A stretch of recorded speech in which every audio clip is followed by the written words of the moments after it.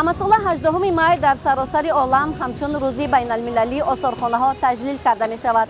салом дуруд мегӯем бинандагони азизу арҷманд. тавре ки мебинем имрӯз саҳни осорхона сертамошобин аст ва ҳама мардум бо шодиву фараҳ дар назди осорхона ҷамъ омаданд то бо якҷоягӣ дар ҳам таҷлил аз рӯзи байналмилалии осорхонаҳо намоянд. ногуфта намонад ки муассисаи давлатии осорхонаи миллии тоҷикистон ҳамасола барномаи фарҳангиву фароғатиеро пешниҳоди тамошобинон мегардонад бо номи шабе дар осорхона ки имсол ин чорабинӣ 30 номгӯи барномаҳоро дар худ мегирад. боварӣ дорем ки таби ҳар яки шуморо ин барномаҳо шод мегардонад. бинандагони гиромӣ, шумо низ аз назди экранҳои телевизиони худ дур нашавед, моро пайгирӣ намоед то омадани меҳмонони расмӣ ки ба ин чорабини ҳусни ифтитоҳ мебахшанд сайре дар саҳни осорхона дошта бошем.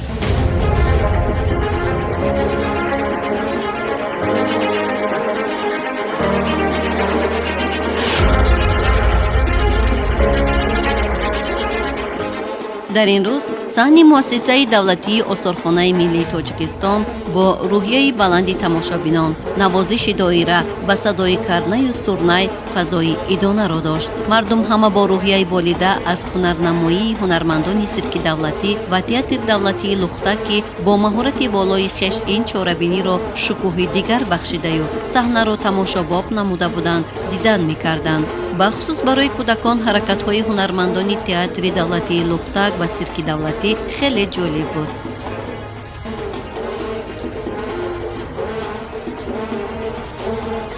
чорабиниро директори муассисаи давлатии осорхона иброҳимзода зафаршоҳ ҳусни ифтитоҳ бахшида, иштирокчиён ва тамошобинонро бо рӯзи байналмилалии осорхонаҳо табрику шодбош гуфтанд. баъдан намояндагон аз вазорати фарҳанги ҷумҳурияи тоҷикистон, кумитаи кор бо ҷавонон ва варзиши назди ҳукумати ҷумҳурияи тоҷикистон, намояндагони дигар иdoраву ташкилотҳо ва як қатор меҳмонон дар мавриди нақш ва аҳамияти осорхона суханронӣ намуда ҳозиринро ба рӯзи байналмилалии осорхонаҳо табрик гуфтанд. пас аз суханрониҳо ҳозирин ва намояндагони беш аз 10 сафорат ва корпусҳои дипломатии хориҷӣ дар тоҷикистон иқомат дошта барои дидан намудан аз осори пурғановати халқи тоҷик вориди осорхона шуданд.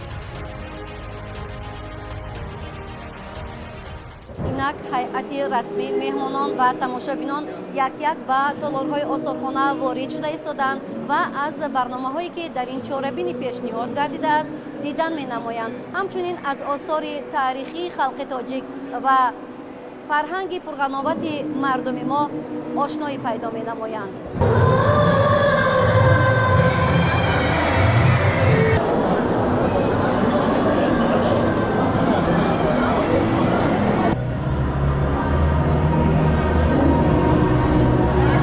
дар толори якуми осорхона дар баробари дигар намоишҳо ҳамчунин таомҳои миллӣ, хӯришҳову шириниҳо, лаҳзаҳои рақсу сурудхонӣ, тарзи либоспӯшӣ ва ҳунарҳои мардумии дигар қавму миллатҳо низ ба намоиш гузошта шуда буд ки ҳайати расмӣ ва дигар тамошобинон низ аз ин растаҳо дидан намуда аз чашидани намудҳои гуногуни анвои хӯрока лаззат мебурданду ба маҳорати волояшон баҳогузорӣ мекарданд.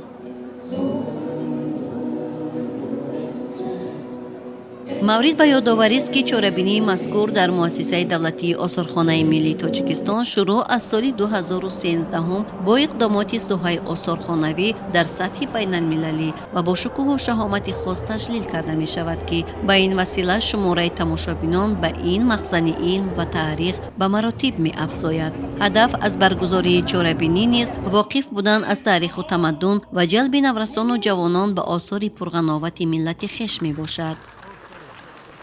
бо шарофати истиқлолияти давлатӣ ва дастгириҳои ҳукумати кишвар хоса пешвои муаззами миллат муҳтарами раҳмон дар ҷумҳурияти тоҷикистон дар баробари дигар соҳаҳо фаъолияти осорхонавӣ низ хеле рушду нумӯ намуд ва имрӯз ба ифтихори рӯзи байналмилалии осорхонаҳо дар осорхонаи миллии тоҷикистон иқдомоти байналмилалии шабе дар осорхона амалӣ гардида истодааст ва боиси ифтихор аст. ва агар мо ба таърихи таҷлили рӯзи байналмилалии осорхонаҳо назар афканем, бори нахуст соли 1987 дар конгресси 11 шӯрои осорхонаҳои ҷаҳон ин чорабинӣ пешниҳод мегардад ва як сол баъд соли 987 аллакай дар саросари 150 кишвари ҷаҳон ин чорабинӣ бо шукӯҳ таҷлил карда шуд. Чорабинии рӯзи байналмилали осорхона ду ҷанбаи ба худ хос дорад. Якум ин иқдомоти байналмилали рӯзи байналмилалии осорхона ва дуюм ин иқдомоти байналмилалии шаби дар осорхона.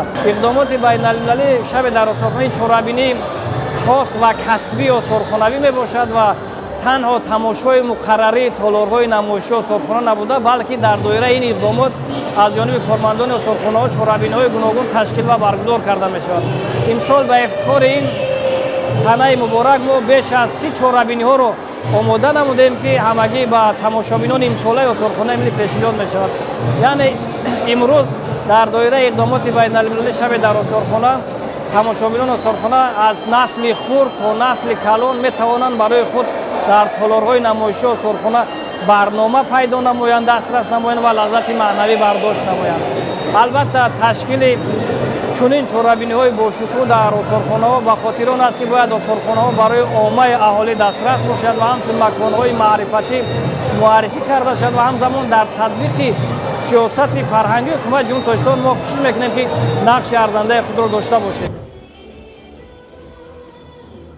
маврид ба зикр аст, ки ин иқдомот яъне таҷлили бошукӯҳ вобаста ба рӯзи осорхонаҳо соли 1987 аз шаҳри Берлин шурӯъ гардида, бо зиёд шудани теъдоди осорхонаҳои бузург дар дигар кишварҳо низ ҷашн гирифта мешавад. Аз ҷумла дар кишвари мо Тоҷикистон низ, ки тамошои он на танҳо ба шаҳрвандон, балки ба меҳмонону сайёҳон низ писанд ва фараҳбахш аст.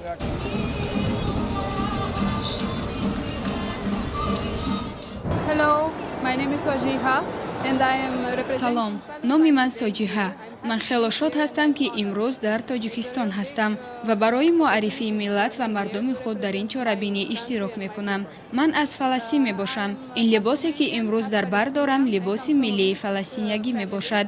Гулҳое, ки дар ин либос ҳастанд, ҳамаашон дастдӯзӣ мебошанд. Ба ин роҳ метавонам анъанаҳои миллати худро ба дигарон нишон диҳам. Тоҷикистон ба ман хело писанд омад. фазои имрӯзаи чорабинӣ хело гарму хотирмон аст. this both traditional heritage. سی برنامه جالبی که از جانب متصدیان اسرخانه در چورابینی شب در اسرخانه پیشنهاد گردیده است، فراگیری پهلوها و دوره‌های گوناگون حیاتی مردم بوده. هر تماشابین وابسته به طبع و ذوق و خواهش از این برنامه‌های جالب دیدن می‌نماید. از دیدن شادی و نشاط در چهره هر یک اشتراکچی، بخصوص مهمانان از خارج کشور، خریداری کردن آنها از مال و محصولات وطنی و هنرهای دستی هنرمندان تاجیک، عکس خاطره بگرفتن و یا نواربرداری کردن نزد اشیا و یا گوشه‌های دلخواهشان از آن شهادت میداد که چورابینی فرهنگی و فراغتی شب در اسرخانه برای هر یکی آنها خاطرمان بود. این علاقه چوریون بود که من در اینجا هستم برای روزی اسرخانه. این بسیار خوب است. این حاضری خوب برای دیدن فرهنگ، برای دیدن چیزهای از سفارتخانه ها، برای چیزهای در اسرخانه دیدن، برای آدمان شناس شدن. برای همین من حاصل باز می آیم. البته بسیار آدم در اینجا هستند. من حسم که بسیار آدم می آیند، چون که این بسیار چیزهای فرهنگی، این چیزها نباید گم شوند. برای همین این خوب است که آدم ها آمده استند و اشتراک کرده استند، تماشا کرده استند. من این فضای خوب است اگر بسیار آدم هست.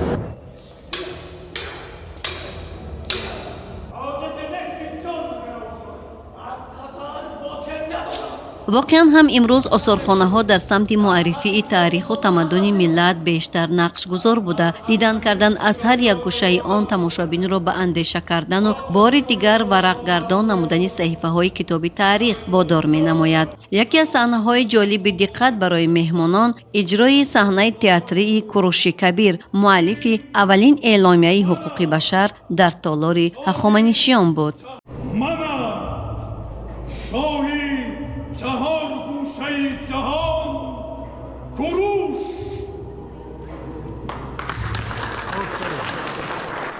بینندگان عزیز و ارجمند، طوری که خود مشاهده نموده ایستاده تالارهای آثارخانه، چی داخل آثارخانه و چی صحنه آثارخانه، پر از مهمانان، تماشابینان و اشتراکچیان است و از چهره‌های هر یک آنها بر علام مشاهده می‌گردد که این چهاره‌بینی به هر یک آنها شادی و فرح بخشیده است.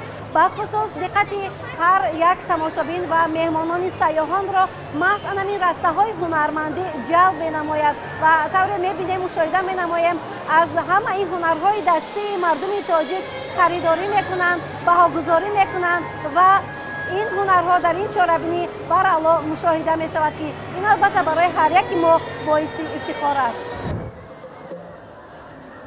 دلارهای بر هوا، گوشه‌های جالب دقت، برنامه‌های دیدنی با روح بلند کننده و نمایش هنرهای گوناگون نه تنها به دل کلانسالان بلکه به دل نورسان نیز راه یافته نشاط انگیخته بود که در چهره‌های شاد، نگاه‌های پر از سرور و سخنرانی‌هایشان نیز به مشاهده می‌رسید. پیشنهاد محصولات خوش‌صفتی وطنی نیز در این رسته‌ها مورد توجه همگان گردیده بود. ما خود را همچون شرکت محصولات شکلات تاجیکی معرفی می‌نماییم. چهار نمونه‌های شکلاتی است که شکلاتی تازه خودمون است. چند نمونه است که مردم میتونن از ما گوناگون فرمایش دهند. مثلا فرمایش مادری، فرمایش پدری، فرمایش هنری کاری و هنرهای مردمی. محصولات نوی خلقی ما این پسته عرقسی میباشد که در ترکیبش شیرینی و قند ندارد. مثلا ما میتوانیم ببینیم که این پسته عرقسی تازه 23 سال خودمون است که در ترکیب آن شکر نیست اما با لذت است. باز یک نشر دیگه میتونیم ببینیم که شکلات هایی که درونش نچینکه دارد با نام کنفت میباشد. در داخل آنها مزه گوناگونی پسته است، مزه شیرینی های سیب، مثلا آلوچه و غیره میباشد. با چی طور شما میبینید ما با روزی پدران ساخته به مردم پیشنهاد کردیم که خیلی به مردم شوق‌آور شدن اینها و خیلی طلبدارشون زیاد شدن. یک چیز حیات آور نشان میدیم که این جورابای مردانه است با مانند شکلات. در روز مردانه ما خیلی مردم تاجیکستان را در حیرت ماندیم که چطور شکلات، چطور نسکی با مانند شکلات میتواند شد. در روز مادران باشد یک نمودی تشکیلی مادری کردیم که در اونجا حرف‌های مادر و سونکچه‌ها و عطرها رو میتوانید ببینید. و باز یکی از نمونه‌های دستی ملی ما این بابایک تاجیکی ما میباشد که این رو من با اویله خودم که این چیزها رو آرایش میتید تیار مینمایم. شما در اینجا میتوانید ببینید که همه آنها با دیتیل‌ها، همه چیزها با دستی آرایش کرده شده است. این ما اشتراک کردیم در دوحه اکسپورت که در دولت قطر گزارش شده بود. خیلی به مردم خارج پسند آور شد و ما شرطنامه چند ساله همکاری کردیم. باز شما میتوانید ببینید برای زنها، بانوان و مادران ما گلدسته نشر کردیم که همه اینها مزه خیلی خوب دارند. مزه آنها گوناگون هستند. سفید مزه شیرینی خود را دارد. شکلات روزش باشه با شیرین‌تر است. انا شکلات سیاهی که است سیاه با مزه خودش را دارد. و در این گلدسته ما میتوانیم ببینیم که چند نمود شکلات‌های سیاه، شکلات‌های خاکستر رنگ و شکلات‌های سفید هستند. مزه اینها رنگونه هستند. خیلی عجایب و بالادت هستند. محصولات‌های ما بیشتر اولا به خارجی‌ها و به مردم داخلی که نه آنها را دیدن خیلی پسندآور هستند. در معرک‌ها چنین گفته بودند، در معرک‌های دولتی بسیار ما اشتراک می‌کنیم. از این چهاره‌بینی ما خیلی خرسند هستیم که خیلی چهاره‌بینی‌های گوناگون در وطن ما برگزار می‌گردند و ما می‌توانیم در این چهاره‌بینی همچون استحصال وطنی معرفی نماییم و پیشنهاد نماییم. از این خیلی خرسند هستیم. آشیانه سیومی استارخانه را پورا محصول دسترنجی هنرمندان تاجیک زینت بخشیده بود. برای هنرمندان نیز شرکت داشتن در این چهاره‌بینی با شکوه و معرفی نمودن هنرهای مردمی باعث افتخار بود. همچنین هنرمند هنرهای مردمی محصولات خود را و مهمانای خارجی که میآیند از محصولات‌های طبیعی و محصولات‌های دستی تاجیکان خود اگر شناسایی از نزدیک شناسند و همین چیزا را میبروریم. یا نوی محصولاتی که ما میبروریم این صابون است. این صابون طبیعی است، نوی طبیعی با دست با طرزی بگیم تکنیکی و دیگر تجهیزات ها برآورده نشده است. فقط با کار دستی همچون بگیم که رسپتور میگن. چی میگن؟ رسپتور بابوگی. 100 ساله پیشترها تیار کرده میشه، به همون رسپتور تیار کرده شده است. از روغن‌های طبیعی اصلی که زیتون و کاکوس و آفتابپرست و مثال دیگر روغن‌ها با همون تیار کرده می شود. همین نوعی صابون‌هایی که در ما هست فقط در همین نمایشگاه ما پیشنهاد میکنیم. هنرهای مردمی که من تیار میکنم اساساً از گل تیار میشوند و چی طوره که شما شاهد هستید میبینید امروز شب آثارخانه در آثارخانه مرکزی شهر دوشنبه رفته شده است و من با محصولات‌های کلاهگری خود و نمایش این چهاربینی برآمدم. محصولات‌های من از نقش و نگارهای ملی تیار میشوند. مثلا من اینجا یک نمودی توقیعی ملی منطقه بدخشان را بر نمودی صندوقچه تیار کردم. باز اینجا هست که مثلا این نمودی صندوقچه از منطقه بدخشان گرفته است که بر نمودی صندوقچه ما رو تیار کردگیم. با اینجا هست که توقی این هم از گل ساخته شده است. توقی زنانه بر نمودی صندوقچه ما رو تیار کردگیم. یک نمود محصولات داره ما آش. این آش ما باز یک نمودی خور تیار کردیم که این رو هر یک خارجی که به تاجیکستان ما میبیاد حتما باید که از این طعام ما نوش جان کند و ما همین رو به نظر گرفته در چیزی خور تیار کردیم. همین رو اساسا در یخدان میچسبونم که همون هر یک وقتی که یخدانش رو کشوده کردن از این محصولات تاجیکانه یا داوری کنند. انگشترین در هر نقش‌های ملی آفریدیم که این هم باشد از گل ساخته شده‌اند. حاضر ما از گل یک نمود گوشواره‌ها تیار میکنیم. من با نقش نگاری تاجیکی با اطلس خریداری ما اساساً خارجی ها همین محصولات رو بسیارتر خریداری میکنند زنها. ما اینجا یک نمود حیوانی که در بلندی مرغاب زندگی میکنند اون را ما آفریدیم در اینجا.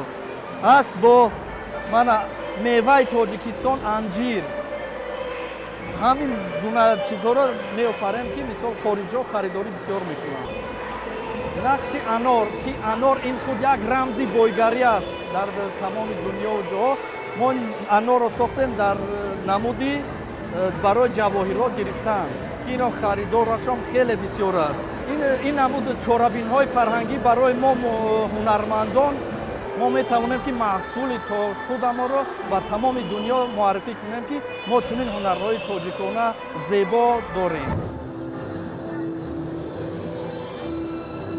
برنامه‌های چوره‌بینی شب در آثارخانه چی در داخل تالارها و چی در صحنه آثارخانه تقسیم بندی گردیده به هر گوشه‌ای که تماشابینان قدم می‌گذاشتند یک نمایش جالبی را می‌دیدند. از جمله محفل حاضر جوابی نشانی دانایی است که در صحنه آثارخانه دایر می‌گردید. تماشابینان زیادی را گردی هم جمع آورده بود. در این محفل حاضر جوابان که به سوال‌های پیشنهاد شده پاسخ می‌دادند با تحفه‌ها قدردانی می‌گردیدند. خود را معرفی کنید. من نامم عبدالله خوشدل در گیمنازیوم 4 تحصیل میکنم. خب کدام دسته در سال 2023 چمپیون لیگ اولی شد؟ دسته استقلال. جواب کاملا درست است. مبارک باشد. یک لباس ورزشی.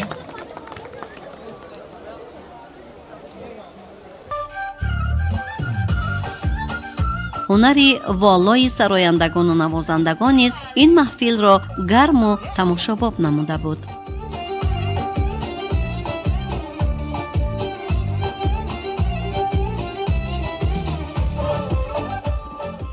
امروز 18 می که در جهان روز بین المللی آثارخانه تجلیل می‌گردد.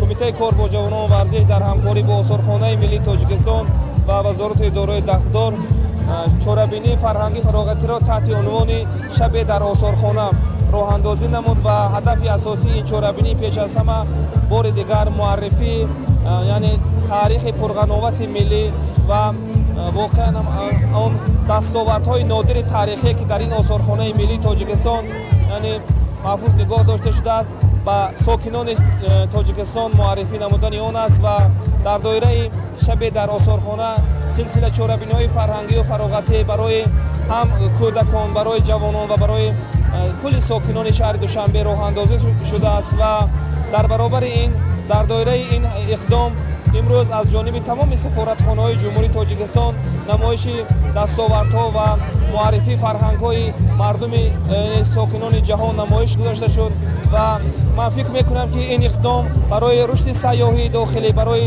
таҳкими муносибатҳои фарҳангӣ заминаи мусоид мегузорад ва махсусан барои баланд бардоштани ҳисси ватандӯстии ҷавонон, барои таҳкими арзишҳои миллӣ, барои насли наврасу ҷавон бисёр иқдоми наҷиб мебошад ва ин иқдом давоми чанд соли охир мо мушоҳида карда истодем ки сокинону меҳмонони пойтахт ба ин чорабинӣ бениҳоят зиёд омада истоданд ва дар ин шоми зебо ки дар арафаи рӯзи ҷавонони тоҷикистон қарор дорем, аксарияти иштирокчиёни ин чорабиниро маҳз наврасону ҷавонон ташкил медиҳанд ва шодиву нишоти кулли ҷавонони кишвар аллакай аз анами завқи омадани онҳо ба ин осорхонаи миллӣ дарак медиҳад ва хурсандибахш он аст ки имрӯзҳо бо шарофати сиёсати созанда ва хиратмандонаи асосгузори сулҳу ваҳдати миллӣ пешвои миллат президенти ҷумҳурии тоҷикистон муҳтарам эмомалӣ раҳмон ва раиси шаҳри душанбе муҳтарам рустам эмомалӣ симои пойтахти азамон шаҳри душанбе ба кулли фарқ карда истодааст ва рӯз аз рӯз душанбе ба яке аз маконҳои зебои сайёҳӣ ва пойтахти тамоми тоҷикони дунё ба оламиён муаррифа шуда истодааст. салом, номи ман Глория. Ман аз кишвари Угандаи қитъаи Африқо мебошам. тӯли чанд рӯз аст ки дар тоҷикистон ҳастам. воқеан ҳам тоҷикистон мамлакати хело зебо мебошад. ба ман ин ҷо хело писанд омад. мардуми ин кишвар меҳмондӯсту меҳмоннавоз ҳастанд. табиати ин ҷо рангоранг ва зебо мебошад. ман хело мехоҳам ки муддати тӯлонӣ дар ин ҷо зиндагӣ кунам, барои он ки ин кишвар ба ман писанд омад. инчунин боз мехоҳам ба дигар минтақаҳои тоҷикистон аз ҷумла ба вилояти мухтори кӯҳистони Бадахшон ва вилояти Суғд сафар намоям. ман дилбастаи мардум ва табиати ин мамлакат гардидам.